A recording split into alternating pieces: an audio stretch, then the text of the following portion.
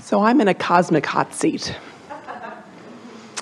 I decided last March that I was going to get happy for no good reason, except that that was a wonderful way to create deliberately. And I had asked you the last time I was in the hot seat, not this one, but the one that you had before.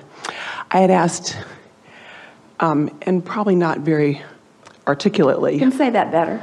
I can say it better now. No, you can say it better now. You can not beat up on yourself about what you said before right now. Yeah. Okay, I asked a great question. Yeah. And I can ask it even better now. There you go. So I asked, and it was about the idea of deliberate creation, the idea of focusing on something that I wanted and putting myself in the feeling place of having that, or going and patting the cat and just getting happy for no good reason. And you said it doesn't matter.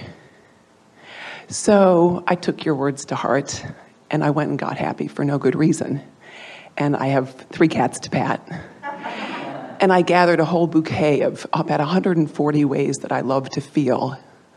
So I said, I love feeling relaxed. I love feeling powerful. I love feeling, etc. And out of my oblivion, a magnificent man showed up in my life. Yeah. Really magnificent man. Yeah. And I'm in the hot seat because I'm married. I wasn't expecting it. I wasn't even looking for it. I was just patting the cat.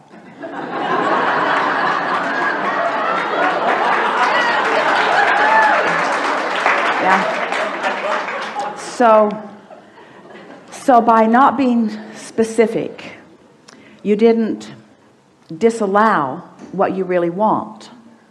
That's and right. in that general state of allowing, what you really want came. Right. Yeah. So now what? I was hoping you'd tell me that. Well, so far so good. Keep petting your cat. Okay, so here's how I understand this. Before you speak, let us give you a little piece of something, and that is there is frequency. Esther's been having fun thinking about the 7 dwarves. There's grumpy, Right. and there's happy, and Right. and of course there's this high-flying disc. Esther's figured that there's about 200 dwarfs now, passive aggressive and Confused. So there are all of these potential places that you could be. But on this high-flying disc, when you find that high-flying disc, that's a frequency. When you find something maybe called overwhelmment, that's a frequency. But when you stay there for a while, the momentum on that disc becomes more and more. So it doesn't matter what disc you're on, the more you focus on whichever disc you're on, the faster the momentum goes. And the faster the momentum goes, then the stronger the point of attraction is. In other words, it's easy to attract things that you don't want. It's also easy to attract things that you do want. And most of you have enough mixed bag. In other words, you can attract something from here and something from here all at the same time. Are you calling me a mixed bag? Calling all of you that. It's really the point of this conversation is to sort of do a better job of clarifying what you want.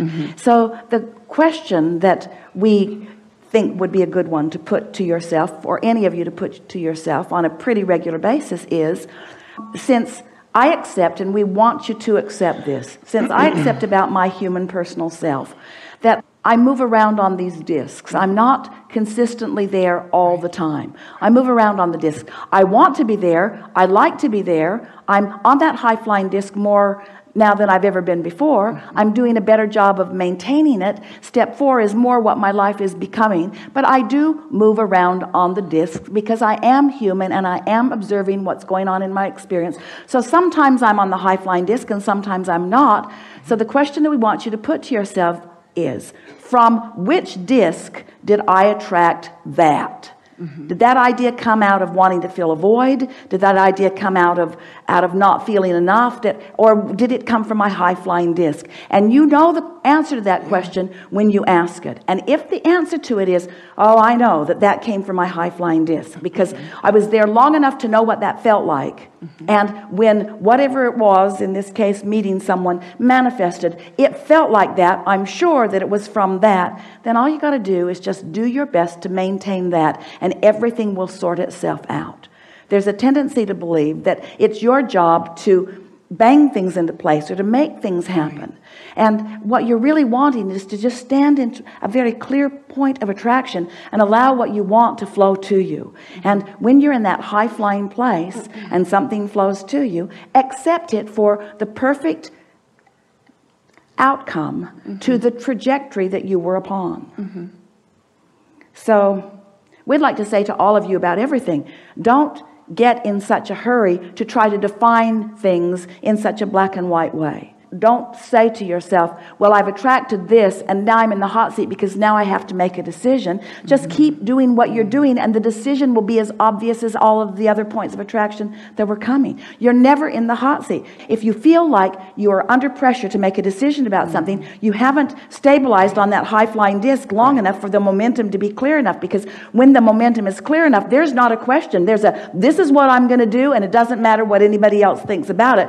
This is who I am. This is the trajectory I've been on. It's a trajectory I've been on for a very long time, and nothing's going to take me from it. And if it doesn't feel like that, then sort of sit tight and do the work to feel good as much as you can, and then watch the way it plays out for you.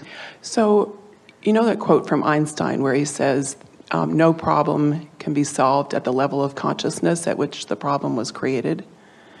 Well, he was a brilliant person. So the vibration of the problem and the vibration of the solution are two different frequencies. Right, so focusing on the problem isn't going to get me there. Yeah.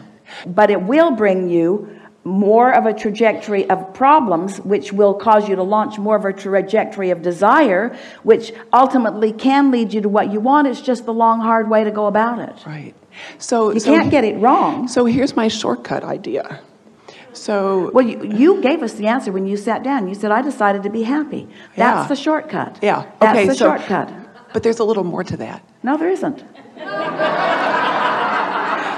Well, I have this idea that we are drenched in love 24/7. Yeah.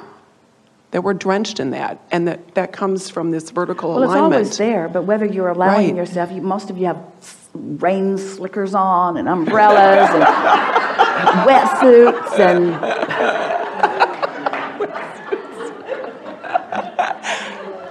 But it reminds me of that guy who had that experience with the dolphin where he got the bubbles in the champagne bubbles in his solar plexus.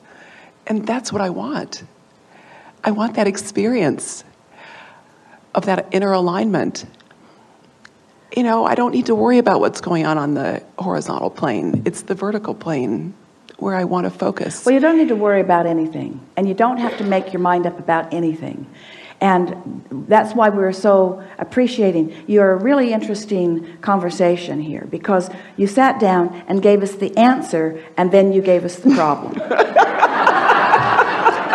You gave us the solution, and then you gave us the problem. And then you're trying to convince us. But the solution brought me a problem. Say again? I said the solution brought me a problem. No, solutions never bring problems. They just bring more clarity that lead to greater solutions. It's the belief that you have to culminate it before the energy has brought it about that is the problem. Okay. It's the plug it into 30 amps when your coach wants 50. That's the only problem. You have access to more. Just don't get in such a hurry to decide. That's really, let the decision be so obvious that there's not a question within you. Okay. Yeah. Good conversation. We are enjoying this interaction. Are you? Yes. We're